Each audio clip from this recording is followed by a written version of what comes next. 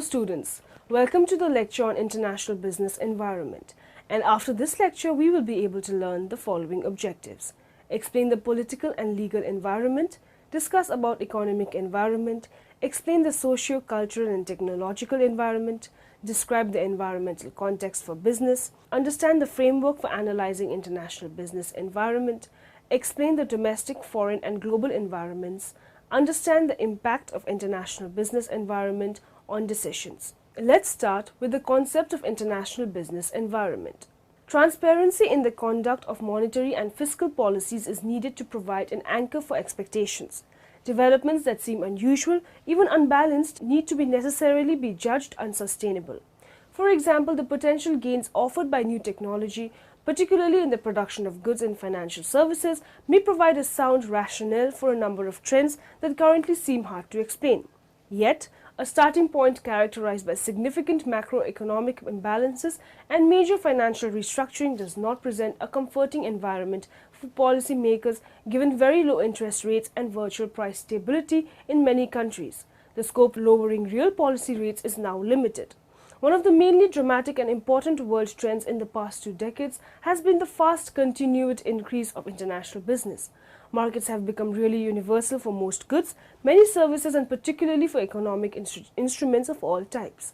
In the global for markets, billions of dollars are transacted each day, of which more than 90% represent financial transactions unrelated to trade or investment. Much of this activity takes place in the so-called euro markets, markets outside the country whose currency is used.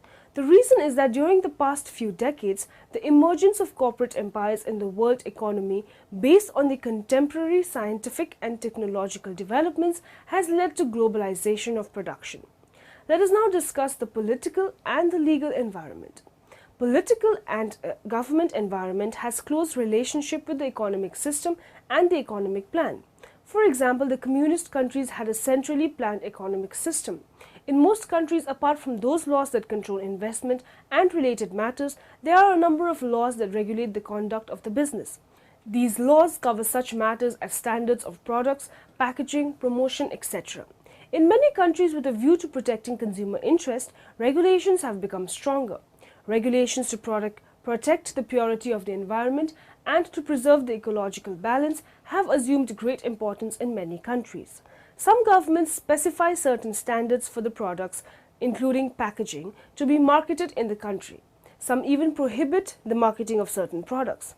In most nations, promotional activities are subject to various types of controls. Media advertising is not permitted in Libya. Several European countries restrain the use of children in commercials, in advertisements. Advertisements including packaging of cigarettes must carry the statutory warning that cigarette smoking is injurious to health. Similarly, advertisements of baby food must necessarily inform the potential buyer that breastfeeding is the best.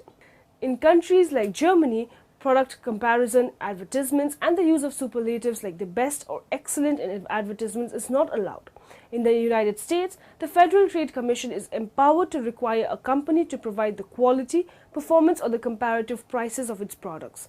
What is being asked of the drug industry and of American business in general is a fuller disclosure of the relevant facts about products. Many countries today have laws to regulate competition in the public interest. Elimination of unfair competition and dilution of monopoly power are the important objectives of these regulations. In world, the monopolistic undertakings, dominance undertakings and the large industrial houses are subject to a number of regulations which prevent the concentration of economic power to the common detriment. The MRTP Act also controls monopolistic, restrictive and unfair trade practices which are prejudicial to the public interest. Such regulations brighten the prospects of small and new firms.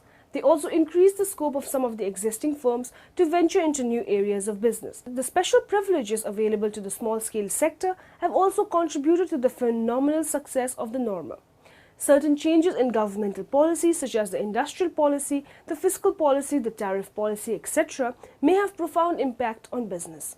Some policy developments create opportunities as well as threats. In other words, a development which brightens the prospects of some enterprises may pose a threat to some others. Now moving on to the next topic, we will study The economic environment. Managers must monitor currency, infrastructure, inflation, interest rates, wages, and taxation. In assessing the economic environment in foreign countries, a business must pay particular attention to the following four areas. The average income levels of the population. If the average income of the population is very low, no matter how desperately this population needs a product or a service, there simply is not a market for it. The tax structures. In some countries, foreign firms pay much higher tax rates than domestic competitors. These tax differences may be very obvious or subtle, as in hidden registration fees. Inflation rates. In the US, for example, inflation rates have been quite low and relatively stable for several years. In some countries, however, inflation rates of 30, 40 or even 100% per year are not uncommon. Inflation results in a general rise in the level of prices and impacts business in many ways. For example, in the mid-1970s, a shortage of crude oil led to numerous problems because petroleum products supply most of the energy required to produce goods and services and to transport goods around the world. Fluctuating exchange rates. The exchange rate, or the value of one's country's currency in terms of another country's currency, is determined primarily by supply and demand for each country's goods and services. The government of a country can, however, cause this exchange rate to change dramatically by causing high inflation, by printing too much currency, or by changing the value of the currency through devaluation. A foreign investor may sustain large losses if the value of the currency drops substantially. When doing business abroad, business people need to recognize that they cannot take for granted that other countries offer the same things as are found in industrialized nations. A country's level of development is often determined in part by its infrastructure.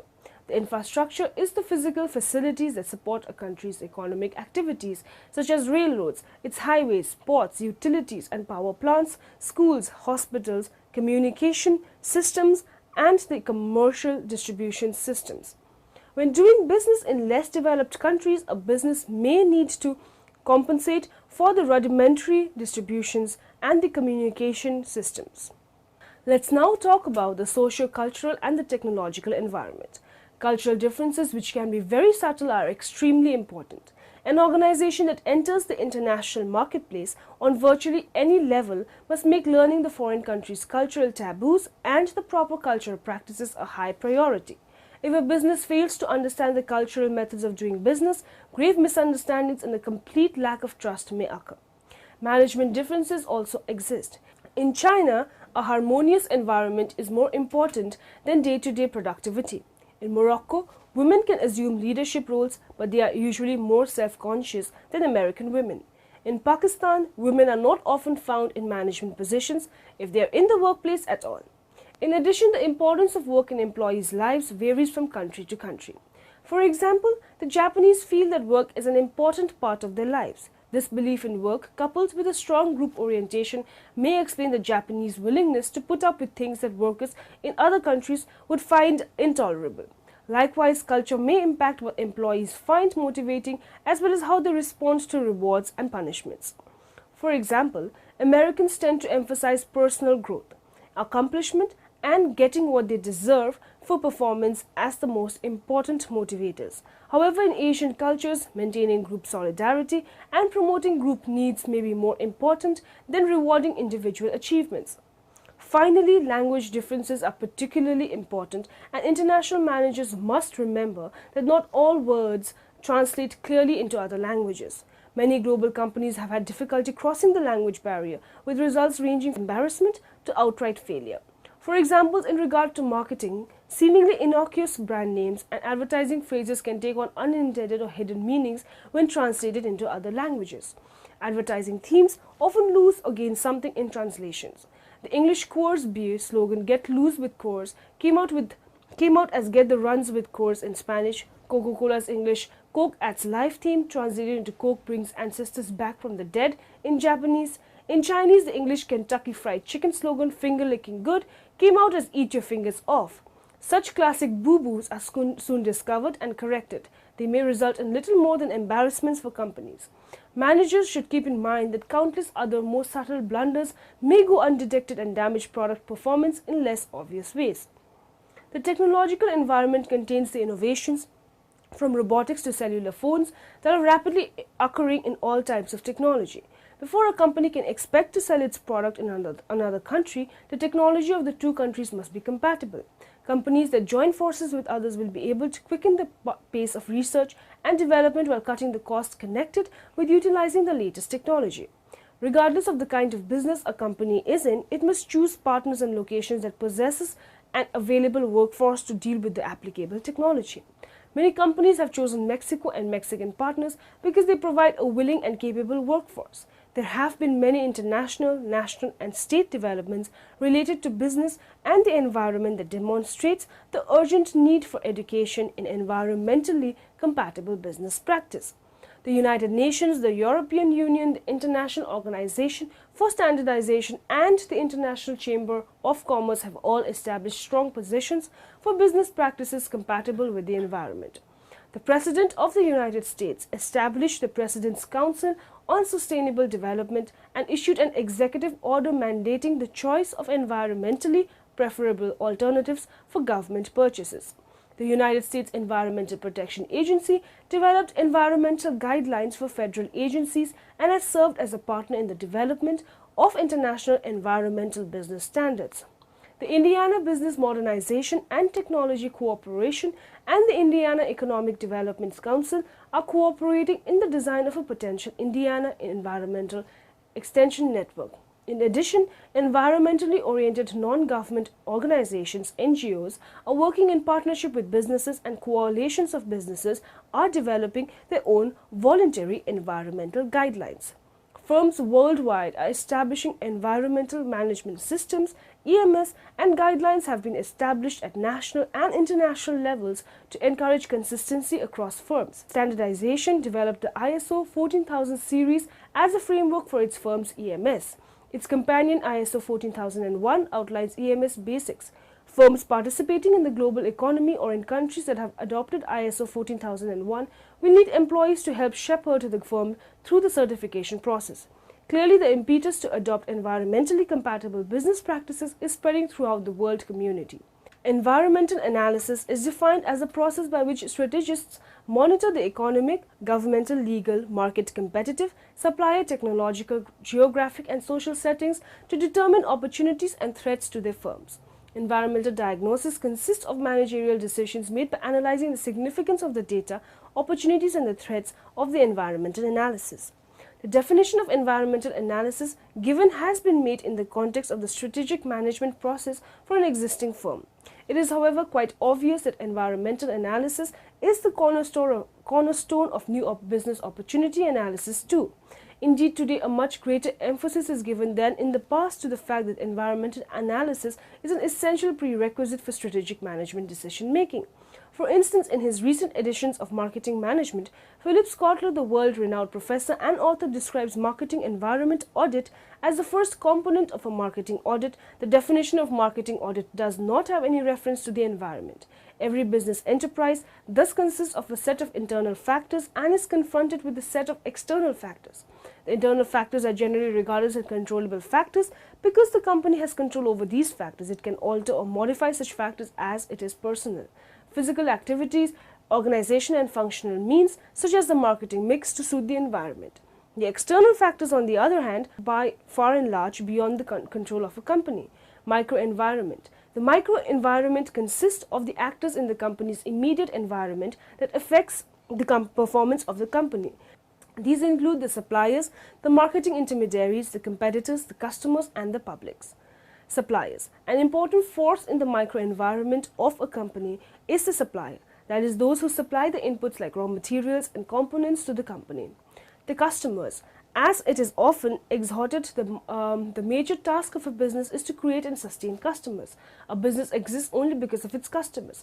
Monitoring the customer sensitivity is therefore a prerequisite for the business success. A company may have different categories of consumers like individuals, households, industries and other commercial establishments, and government and other institutions. The competitors. A firm's competitors include not only the other firms which market the same or similar products, but also all those who compete for the discretionary income of the consumers. the marketing intermediaries. The immediate environment of a company may consist of a number of marketing intermediaries, which aren't firms that aid the company in promoting, selling and distributing its goods to final buyers.